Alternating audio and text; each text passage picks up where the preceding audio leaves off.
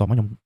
ជ្រើសរើសប្លង់ top នេះបាទបន្តមកទៀតយើងយក circle មួយមកចាប់ចំចំណុចកណ្ដាលទាញមកបាទអញ្ចឹងហើយសម្រាប់ទំហំខាងធំបំផុតហ្នឹងគឺ180អញ្ចឹង180នេះគឺ90ណាបាទយើងវាយមកកន្លែងនេះគឺជាកន្លែងប៉ារ៉ាម៉ែត្រផាន់វងណាបាទអញ្ចឹង90នេះស្មើនឹង AR 90កន្លះវង90ស្មើនឹង180នឹងស្មើនឹងទំហំ180អញ្ចឹងយើងអូខេមកបាទបន្ទាប់ពីអូខេមកបាទយើងបដូរ view ផងយើ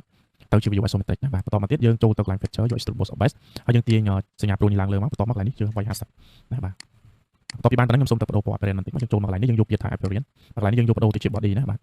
body បាទបន្ទាប់មកខ្ញុំសូមយកពណ៌នេះណាបាទអូខេអញ្ចឹងបន្ទាប់ពីបានប៉ុណ្ណឹងយើងទៅមើលប្លង់យើងមកមើលខាងនេះបាទមើលខាងនេះគឺកន្លែងនេះគឺមានប្រវែង45ពីចំណុចនេះមកចំណុចនេះមានប្រវែង45ចឹងមានថាកម្មនេះ45ដែរណាកម្មនេះ45ដែរអញ្ចឹងចំណុចនេះយើងមកមើលចុះទៅជម្រៅ20លីកន្លែងនេះណាបាទអញ្ចឹងឲ្យប្រវែងកន្លែងនេះមកចំណុច origin នេះគឺ65កន្លែងនេះយើងត្រូវគូររង្វង់នេះសិន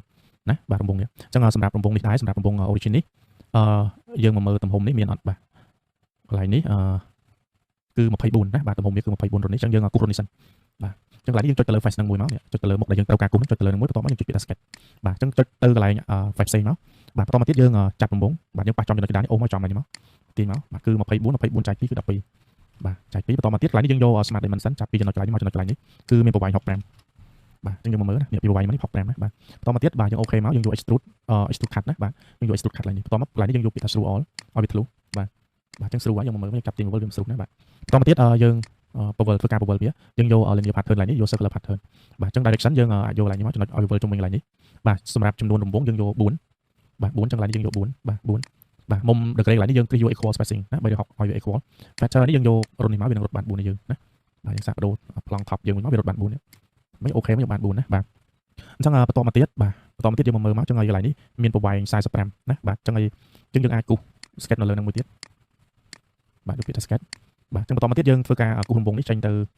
45ណាបាទអញ្ចឹងកន្លែងនេះ45យើងវាយ45ចែកឲ្យនឹង2មក inter មកស្មើនឹង22.5ណាបាទកន្លែងនេះយើង45ចែកឲ្យនឹង2បាទអញ្ចឹងកន្លះរង្វង់ស្មើនឹង22.5ណាបាទបន្តមកទៀតយើងភ្ជាប់បន្ទាត់មកភ្ជាប់បន្ទាត់យើងពីចំណុចនេះមកចំណុចនេះត្រង់មកបាទកន្លែងនេះយើងអាចភ្ជាប់ពីកន្លែងនេះមួយទៀត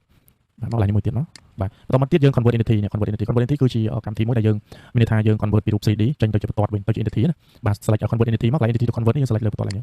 ះបាទកែមទៅចឹងយើងទទួលបានបន្ទាត់ឡើងនេះបន្តមកយើងធ្វើការ trim បាទ trim មាន power trim ហើយនឹង trim to close set power trim យើងចុចជាប់យើងអូសមកបាទចឹងផ្ដាច់ឃើញអត់បាទចឹងកន្លែងណាយើងអត់យកយើងផ្ដាច់ចឹងវាបានចេះឲ្យយើងណាបាទអូខេបន្ទាប់ពីបានប៉ុណ្ណឹងយើងបដូរ view មកបាទទៅជា isometric បន្តមកទៀតយើង extrude cut បាទ extrude cut ចឹងកន្លែងនេះយើងបដូរទៅជា blind វិញបាទកន្លែងនេះយើងយកជម្រៅទៅ20ណាបាទ20បានជាប្រភេទចេះមកណាបាទបន្ទាប់ពីបានប៉ុណ្ណឹងហើយយើងធ្វើការ powell វាទៀតមកបាទកន្លែងនេះយក linear pattern យក circular pattern ណាបាទ direction យើងយកដែរយើងយកកន្លែងនេះដែរបាទអញ្ចឹងបើសិនជាវា select ឲ្យទៅយើង select ខាងក្រោមមកបាទកន្លែងនេះយើងយក4ដែរ feature កន្លែងនេះយើងយកកន្លែងនេះបើសិនជាកន្លែងនេះយើង select ទៅវាពិបាកបានទៅយើងមក select កន្លែងនេះបាទយើងយកកន្លែងណាកន្លែងដែលយើង extrude នេះកន្លែងនេះបាទអញ្ចឹង select កន្លែងនេះមកនេះកន្លែង feature ណាបាទបន្ទាប់នេះ select មកបាទបាន4ណាបាទអញ្ចឹងបន្តមកទៀតយើងមកមើលប្លង់របស់យើងអញ្ចឹងកន្លែងនេះគឺលុបជ្រុង 10x45ណាបាទអញ្ចឹងកន្លែងនេះយើ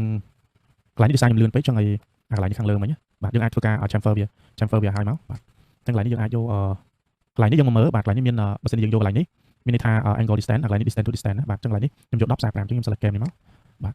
10 45ខ្ញុំ select មកបាទចេះណាបាទតោះយើងទាញបន្ទាត់នេះចូលមកក្រោមមកកាត់វា chamfer ឲ្យយើងណាបាទយើងអាចកែកន្លែងនេះបានអញ្ចឹងកន្លែងនេះកន្លែងនេះវារៀង error បន្តិចបាទ error ណាអញ្ចឹងកន្លែងនេះបើសិនយើងលុបពីចេញមកបាទយើងទៅ powell វាមិនសារតិចទៅណាបើសិនវា load រៀងពណ៌ error ណាបាទអញ្ចឹងកន្លែងនេះយើង select ខាងក្រោមមកនេះកន្លែងនេះ select ខាងក្រោមមកបន្ទាប់មកកន្លែងនេះយើងទៅយកកន្លែងរុនរបស់យើងextrude នេះពេលយើងដាក់មកវាចំកន្លែងនេះចុចអូខេមកបាទយើងបានដើមវិញបាទបន្តមកទៀតយើងទៅមើលតទៀតបាទតទៀតគឺយើងត្រូវចោះរុននេះគឺ30នេះគឺស្រួលណាបាទអញ្ចឹងកន្លែងនេះយើងយក select នៅលើហ្នឹងបន្ទាប់មកយកពាក្យថា sketch បាទបន្ទាប់មកយើងយករបស់យើងនេះមួយបាទអញ្ចឹងកន្លែងនេះ30ចែក2បាទ30ណាបាទគឺ15បន្ទាប់មកយើងធ្វើការ extrude cut កន្លែងនេះយើងឲ្យស្រួលដែរយើងទាញវាស្រួលទៅបាទអូខេស្រួលហើយបាទបន្តមកទៀតយើងបដូរ view មកបាទអញ្ចឹងកន្លែងនេះយើងត្រូវទៅ sketch ភាសាទៀតមកអញ្ចឹងកន្លែងនេះយើងមកមើលយើងទាញមកកន្លែងនេះគឺ65ជំរឿន20ណាបាទអញ្ចឹងកន្លែងនេះយើងយក65បាទ65ខ្ញុំចែកទាំង2មកបាទអញ្ចឹងកន្លែងនេះខុសខ្ញុំលុបចោលសាថ្មីខ្ញុំយក sketch គូសាថ្មីអញ្ចឹងកន្លែងនេះទំហំវា65ណាបាទអញ្ចឹងយើងយក65ចែកឲ្យនឹង2 inter មកស្មើនឹង 32.5 អញ្ចឹងយើងយក smart dimension របស់ត្រូវអ្នកឃើញបាទបន្តមកទៀត feature មកបាទយក cut extrude cut ជំរឿកន្លែងនេះយើងយកផ្លាយយើងយក20លីអូខេមកណាបាទអញ្ចឹងបន្ទាប់ពីបានប៉ុណ្ណឹងហើយយើងទៅមើលមកយើងធ្វើការ chamfer វាឲ្យមក chamfer គឺ 2x45 បាទអញ្ចឹងកន្លែងនេះយើងយកchamfer បាទ2បាទបន្ទាប់មកយើង select កន្លែងដែលយើងចង់ chamfer មកខាងក្នុងនេះ chamfer ប៉ុណ្ណឹងដូចគ្នាដែរបាទទាំងពីរនេះណាបាទ2x45ដូចគ្នាណាបាទអញ្ចឹងហើយបន្តមកទៀតយើងធ្វើកន្លែងកម្មកោងនេះគេមានចំណុចបាទមានចំណុចពីរកន្លែងនេះមកកន្លែងនេះគឺ65ណាបាទអញ្ចឹងពីប្រវែងនេះមកប្រវែងនេះស្មើនឹង65អញ្ចឹងកន្លែងនេះយើងអាចដៅបាទចុចកន្លែងនេះមកយក sketch បាទអញ្ចឹងកន្លែងមុំកន្លែងនេះយើងមើលយើងគូបន្ទាត់មួយមក បាទគូបន្ទាត់ពីចំណុចនេះមកឡើងនេះមកបាទបន្តមកទៀតយើងដៅបាទយើងប្រើ point នេះបាទប្រើ point ចឹងកន្លែងនេះពីកន្លែងនេះមកកន្លែងនេះគេប្រាប់ត្រង់ណាប្រាប់បន្ទាត់ត្រង់ចឹងយើងយក45ចឹងយើងមកមើលកន្លែងនេះពីកន្លែងនេះគេអត់ប្រាប់ទេពីចំណុចនេះចឹងសម្រាប់មុំពីនេះមកដល់ពាក់កណ្ដាលនេះគឺ45បាទចឹងកន្លែងនេះយើងគូនេះចូលមកកន្លែងនេះមកទៀតមកបាទបន្តមកយើងSmart Dimension កំណត់បាទកំណត់មុំកន្លែងនេះគឺស្មើនឹង45 degree បាទចំពាក់កណ្ដាលណាបាទបន្តមកទៀតយើងញែកចេញបាទញែកចេញគឺយក point នេះបាន point នេះគឺស្មើនឹងស្មើនឹងណាហើយកន្លែងនេះគេប្រាប់យើងថា65ណាបាទចឹងកន្លែងនេះយើងយក65ចែក2បាទ65ចែក2បានប៉ុណ្ណឹងបន្តមកទៀតបាទយើងយក point មួយទៀតយកមកចាប់ចំមកចំណុចកន្លែងនេះបាទចឹងកន្លែងនេះយើងចាប់មកពីកន្លែងនេះពីកន្លែងនេះមកកន្លែងនេះបាទគឺស្មើនឹង32ចុចយើងយក65ចែក2ដែរបាទស្មើនឹង30ចុចប៉ុណ្នេះដែរណាបាទអញ្ចឹងយើងមកមើលប៉ុណ្ណឹងបន្ទាប់ពីបានប៉ុណ្ណឹងហើយបាទបន្ទាប់ពីបានប៉ុណ្ណឹងហើយយើងត្រូវធ្វើការនេះធ្វើការគូសកន្លែងកម្មកន្លែងនេះអញ្ចឹងកម្មកន្លែងនេះគេប្រាប់ថា R200 ណាបាទអញ្ចឹងកន្លែងនេះយើងអាចយកនេះយកកន្លែងកន្លែងនេះយើងអាចយកជា 3.8 បាទ 3.8 នេះបាទអញ្ចឹងយើង select កន្លែងនេះមួយនិងកន្លែងនេះមួយយើងទីមកខាងក្រោមទីមកខាងក្រោមយើងធ្វើការកំណត់បាទកំណត់នៅកម្មវាកន្លែងនេះគឺ200បាទឃើញអត់200នេះគឺកោម្នាក់យើងបាទអញ្ចឹងកន្លែងនេះកម្ម200អញ្ចឹងយើងអាចយក Smart Dimension បកបានឃើញអត់កម្ម200ណាបាទអញ្ចឹងបន្ទាប់ពីបានប៉ុណ្ណឹងយើង convert entity ខាងក្រោមនេះបាទ select មកបាទបន្តមកខាងកន្លែងណាដែលយើងអត់យកយើងធ្វើការ trim ចោលណា trim ចោលកន្លែងនេះ trim ដែរអញ្ចឹងយើងទុកតែកន្លែងនេះទេកន្លែងនេះយើង trim ដែរអញ្ចឹងកន្លែង control set មកវិញកន្លែងយើងទុកឲ្យវាមកកន្លែងនេះចុះបាទបន្ទាប់ពីហ្នឹងយើងធ្វើការចូលទៅកន្លែង picture យើងធ្វើការកាត់វាបាទអញ្ចឹងកន្លែងនេះយើងកាត់វាមក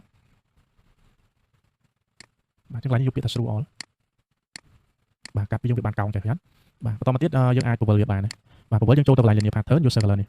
បាទ circular បន្តមកកន្លែង4បាទយើង bubble ខាងក្រោមនេះបាទអញ្ចឹងកន្លែងនេះចូលមកកន្លែងនេះមកបាទយើងយកកន្លែង cut នេះបាទ bubble 4មុំ